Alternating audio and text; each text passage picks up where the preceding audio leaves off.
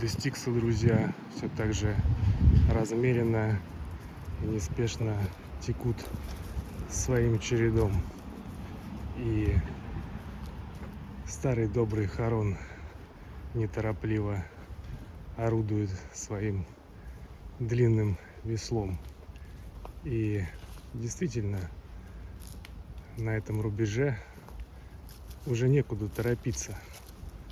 Все наполнено спокойствием, размеренностью. Для кого-то эти воды олицетворяют некую неизбежность, некую на какое-то время конечную точку пути. А для кого-то, возможно, эта дорога, эта тропа очень хорошо знакома. И множество раз, с позволения сил, отвечающих за эти процессы в мироздании,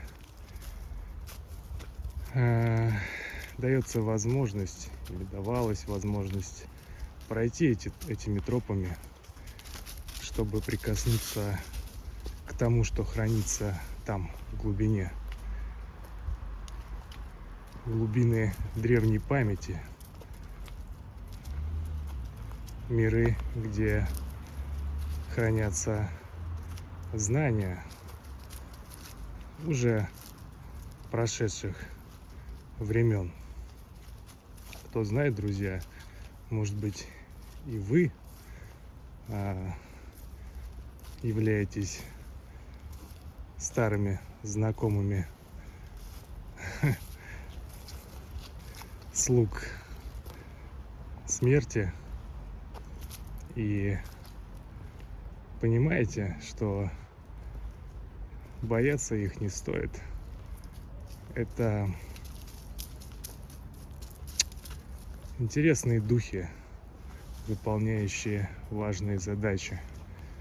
И профиль их взаимодействия в этом пространстве лежит не только в призме проведения душ туда, куда тянет их карма. Вот такой вот кусочек. Пришел он мне еще в прошлом году. Несвойственная для меня несколько манера, тональности. Но сегодня я посчитал, что нужно с вами этим поделиться. Я благодарю вас за внимание, друзья. Всего доброго.